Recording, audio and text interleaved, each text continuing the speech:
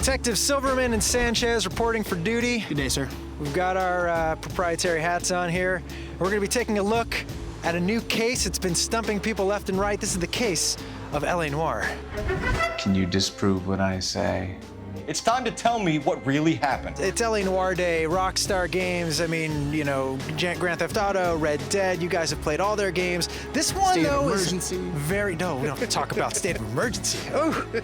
But this one is very, very different. I think this is not going to be the kind of game people are used to. No, man, this is a classic sort of L.A. Noire style tale. See what I did there? The name? Yeah. You're in 1940s. You're just hanging out. You're the guy from Mad Men, which is awesome because he looks like a young Robert Duvall. Aaron Stanton, that's the fella's name. He plays Ken Cosgrove on Mad Men. And yeah, he in the game plays Cole Phelps. Yeah.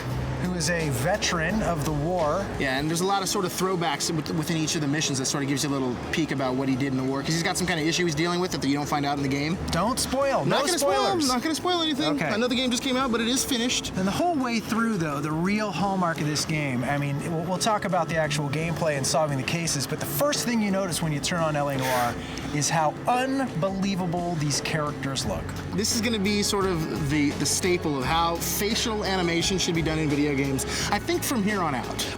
If it's all right with you, sir.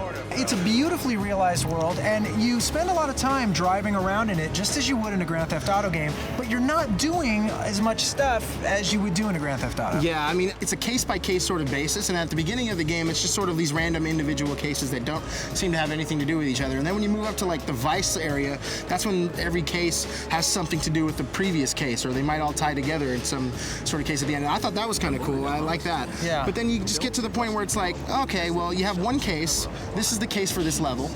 And then occasionally there'll be a side mission, so we'll be like, hey, car, something, you know, come in, there's a guy with a gun. You go off and do that, but there's not really that sort of feeling of exploring the city until much later in the game.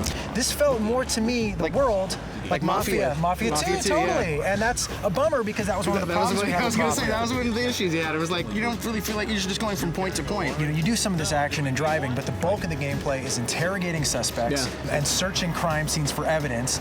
Again, talking to suspects, and then you go to another location, you do the whole thing over again. Yeah. It gets a little repetitive, I think, in its design, but in those particular moments where you're interrogating a suspect, you see their facial animations, and you see them kind of looking dodgy or looking you right in the eye, and you know they're being serious, and So you're cool. telling the truth. That's really the core of the game. Yeah, for me, I mean, not perfect, but just an amazing experience to just be able to sit down, play through each of these cases. You just get that feel with the characters that, like, you're in there with them. And, like, you know, when you're spotting a liar, you can be like, you're a liar, and I want to prove it so bad. You're not denying you're a Jew, Mr. Kalu.